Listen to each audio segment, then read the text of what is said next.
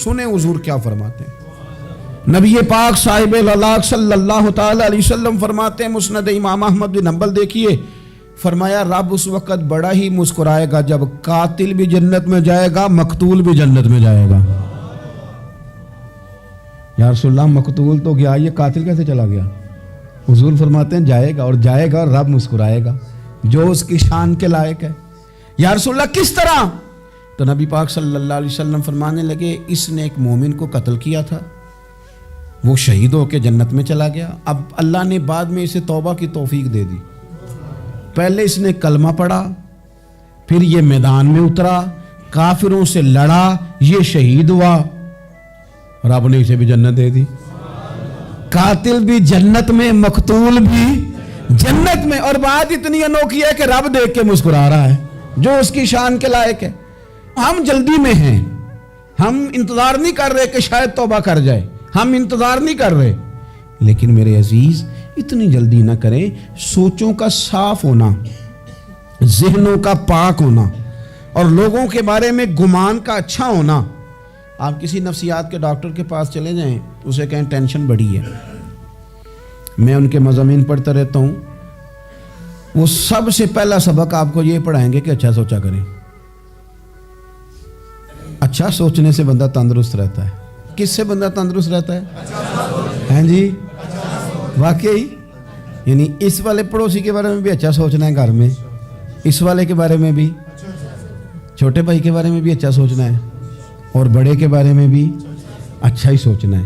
یعنی اپنی برادری قبیلے کے بارے میں بھی اچھا سوچیں، جو قبیلے کا نہیں اس کے بارے میں بھی چلیں تھوڑا سا اچھا سوچ لیں۔ اپنے بارے میں تو اچھا سوچا ہے بڑا، میں کہتا ہوں کہ ہم اپنی غلطیوں سمیت اپنے آپ سے بڑا پیار کرتے ہیں، اور دوسرے کی ایک غلطی نظر آ جائے تو ہمیں گھین آنے لگ جاتی ہے۔ آپ جلدی نہ کریں، مالک نے موقع دیا ہے بندوں کو، نہ وہ کسی کا رزق چھین رہا ہے، نہ سانسیں چھین رہا ہے، وہ اپنی زمین پہ چلنے بھی دے رہا ہے، رہنے بھی دے رہا ہے، تو جب اس نے موقع دیا ہے آپ بھی تھوڑا موقع دیں۔ اللہ بڑا کریم ہے، دروازے کھولے گا، اس کے بندے اس کی بارگاہ تک پہنچیں گے۔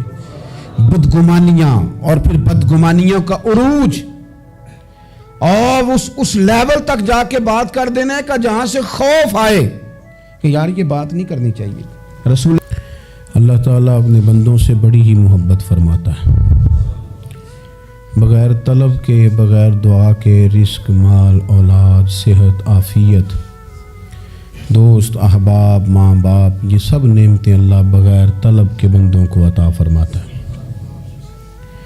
اللہ تبارک و تعالیٰ اپنے بندوں کے حق میں رحمت والے فیصلے کرتا ہے، درگزر والا معاملہ فرماتا ہے۔ جگہ جگہ قرآن مجید میں اللہ تعالیٰ نے اپنے بندوں پر رحمت کرنے کا ذکر فرمایا ہے۔ ان اللہ یغفر الذنوب جمیعا، فرمایا بے شک رب تمہارے سارے ہی گناہ معاف فرما دے گا، تم نا امید نہ ہونا، وہ معاف کر دے گا تمہیں۔ قرآن مجید میں فرمایا ان اللہ بالناس لرؤوف الرحیم، بے شک اللہ اپنے بندوں پر بڑا ہی مہربان اور نہایت ہی رحم کرنے والا، رؤوف اور رحیم ہے، بڑا مہربان ہے، کرم فرماتا ہے۔ اللہ تعالیٰ اپنے بندوں سے بڑا جلد راضی ہو جاتا ہے، وہ اپنے بندوں کو بہت زیادہ مشقت میں نہیں ڈالتا،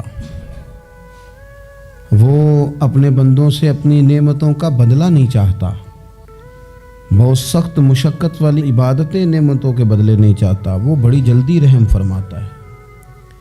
ماں پیار کرتی ہے اپنے بچے سے، لیکن وہ ناراض بھی ہو جاتی ہے بعض چیزوں پہ، بعض معاملات اس کا دل بھی دکھاتے ہیں، بعض جگہ وہ رو کے یہ بھی کہتی ہے کہ تو نے میری محبت کا کوئی نتیجہ نہیں مجھے دیا، میری ساری کمائی تو نے ضائع کر دی۔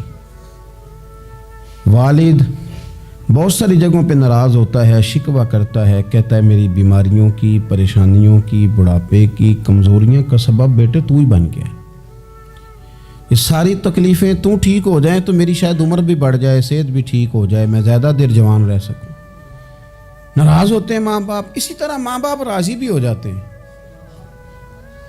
وہ بڑی جلدی راضی ہو جاتے ہیں۔ میں اکثر کہتا ہوں کہ والد کو راضی کرنے میں 5-7 منٹ لگ جاتے ہیں، اماں تو 1.5-2 منٹ میں راضی ہو جاتی ہے، ابا جی کو 5-7 منٹ لگتے ہیں، کئی دفعہ کہنا پڑتا ہے کوئی دلائل دینے پڑتے ہیں، لیکن والدہ کے لیے تو کچھ بھی نہیں. آپ نیرا جا کے پیروں میں بیٹھ ہی جائیں، کچھ بھی نہ کریں. آپ پورا روئیں نہ، رونے والا منہ ہی بن جائے تو اماں تو نرم ہی نرم ہے، جس وقت جو مرضی آپ کرا لیں، ہو گیا. اللہ تبارک و تعالی بلا مثال و بلا تشبیہ سمجھانے کے لیے عرض کرتا ہوں، اللہ بھی بعض معاملات میں اپنے بندوں سے ناراض ہو جاتا ہے. وہ کہتا ہے میں تکبر کرنے والوں کو پسند نہیں کرتا. وہ کہتا ہے فسادی پسند نہیں ہے. وہ فرماتا ہے کہ راہوں میں کجی کرنے والے پسند نہیں ہیں. وہ فرماتا ہے کہ بدعہدیاں کرو گے تو میں صبح قیامت تم سے سوالات کروں گا. اللہ تبارک و تعالیٰ بہت ساری چیزوں کو ناپسند کرتا ہے، ناراض ہو جاتا ہے. بلکہ نبی پاک صلی اللہ تعالیٰ علیہ وسلم نے فرمایا تم بات کرتے کرتے کوئی ایسا جملہ بول دیتے ہو کہ رب اتنا ناراض ہوتا ہے کہ تمہیں پتہ بھی نہیں ہوتا، تمہارے لیے جہنم کا فیصلہ کر دیتا ہے. اس لیے پہلے تولو پھر بولو. خود اپنے لفظوں کی تو تم پہرے داری کرو نا کہ میں کیا کہہ رہا ہوں. کوئی ایسا جملہ، کوئی ایسی بات. حضور یہ بھی فرماتے ہیں کہ اس کا دوسرا پہلو بھی ہے. بعض اوقات تم بات کرتے ایسا جملہ کہتے ہو وہ اتنا راضی ہوتا ہے کہ تمہارے لیے جنت کا فیصلہ فرما دیتا. میرے نبی پاک صلی اللہ تعالی علیہ وآلہ وسلم نے ارشاد فرمایا، بعض احادیث میں لفظ یہ ہیں کہ اللہ اپنے بندوں کو دیکھ کے مسکراتا ہے جو اس کی شان کے لائق. جس ترتیب سے ہم مسکراتے ہیں، جس ترتیب سے ہم روتے ہیں، جس ترتیب سے ہم کسی بات کا اظہار تشکر کرتے ہیں، خدا ان باتوں سے پاک ہے. اب بہت ساری حدیثوں میں آیا کہ وہ مسکراتا ہے، تو کیا مطلب ہے مسکرانے کا؟ تو علماء تفسیر نے لکھا ہے مسکرانے کا مطلب یہ ہے کہ وہ بڑا ہی راضی ہوتا ہے اپنے بندے سے، بڑا راضی ہوتا ہے. یہ مطلب ہے. ایک تو مسکرانے کا مطلب یہ کہ وہ بڑا راضی ہو گیا، وہ مسکرا دیا اپنے بندے پہ. اور ایک اس کا معنی خود نبی پاک صلی اللہ تعالی علیہ وسلم نے بیان فرمایا. مسند امام احمد بن حنبل میں حدیث ہے، حضور سید عالم علیہ السلام سے صحابہ نے پوچھا یا رسول اللہ شہید تو بڑے لوگ ہوتے ہیں، شہیدوں میں افضل کون ہے؟ تو اللہ کے حبیب علیہ السلام فرمانے لگے وہ والا بندہ جو ڈٹ گیا تھا کافروں کے مقابلے میں، وہ ہلا نہیں، پوری طرح ڈٹ کے جو لڑا وہ شہداء میں افضل ہے. حضور فرماتے ہیں وہ جنت کے بالا خانوں میں سیر کرے گا اور رب اسے دیکھ کے مسکرائے گا. رب اسے دیکھ کے مسکرائے گا. اللہ تعالیٰ مسکراتا ہے اسے دیکھ کے. اور اگلے جملے میں حضور نے وضاحت کر دی، فرمایا جب رب دنیا میں کسی پر مسکراتا ہے نا تو اس کا معنی یہ ہے کہ قیامت میں پھر اللہ اسے حساب کوئی نہیں لے گا. جس پر اللہ دنیا میں مسکرا دیا اس سے کوئی حساب، تو وہ کام ڈھونڈنے چاہیے نا جس سے اللہ مسکرائے. تو انسان کیا کرتا ہے کہ کوشش کرتا ہے، چھوٹا بچہ بھی ناراض نہ ہو تو وہ چیزیں وہ ڈھونڈتا ہے کہ اس کو کیا پسند ہے، چاکلیٹ لے جاؤں، فلاں چیز لے جاؤں، آئس کریم لے جاؤں. تو ایک بچے کے لیے، گھر کے لیے، سربراہ کے لیے اتنی محنت کرتے ہو تو وہ کام بھی ہمیں ڈھونڈ کے تلاش کرنے چاہیے نا جس سے رب راضی ہوتا ہے، اللہ راضی ہوتا ہے. بتاؤں وہ کون کون سے کام ہیں؟ نبی کریم صلی اللہ تعالی علیہ وسلم نے ارشاد فرمایا 3 لوگ ہیں جنہیں دیکھ کے رب مسکراتا ہے. یا رسول اللہ صلی اللہ علیہ وسلم وہ کون کون سے؟ تو محبوب فرمانے لگے ایک وہ بندہ ساری مخلوق سوئی ہے، آدھی رات ہے، رات کا پچھلا پہر ہے، اس نے اٹھ کے وضو کر لیا، مصلی پہ کھڑا ہو گیا خدا کی یاد میں. فرمایا اسے دیکھ کے رب مسکراتا ہے جو اس کی شان کے لائق ہے. مسکراتا ہے اللہ. یہ تو سونے کا ٹائم تھا، یہ تو گہری نیند آنے کا وقت تھا، رات کا پچھلا پہر. رات پوے تے بے درداں نو نیند پیاری آوے تے درد منداں نو یاد سجن دی ستیاں وی آن جگاوے.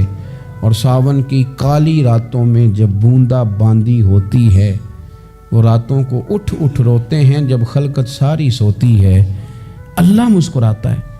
اور سننا میرے بھائی، میرے نبی پاک صلی اللہ تعالی علیہ وسلم فرماتے ہیں جب مسلمان نماز کے لیے صفیں بناتے ہیں نا، ترتیب لگ رہی ہوتی ہے، اب اللہ کی بارگاہ میں کھڑے ہوں گے، قیام کریں گے، رکوع کریں گے، سجود کریں گے. فرمایا جب مومن صفیں بناتے ہیں تو رب دیکھ کے مسکراتا ہے،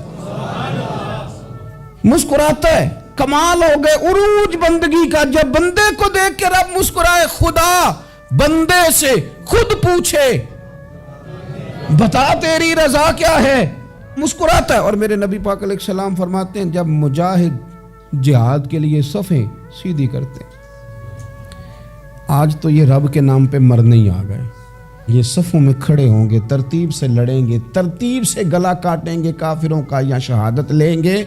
فرمایا جب جہاد کے لوگ صفیں بناتے ہیں تو رب انہیں دیکھ کے مسکراتا ہے۔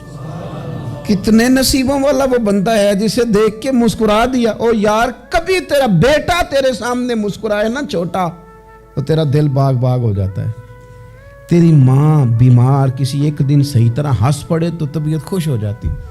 مجھے بتاؤ نا جس کا رب بھی اسے دیکھ کے ہنس پڑے، جو اس کی شان کے لائق ہے، کیا اس بندے کے نصیبیں ہیں، کیا اس کے مقدر ہیں۔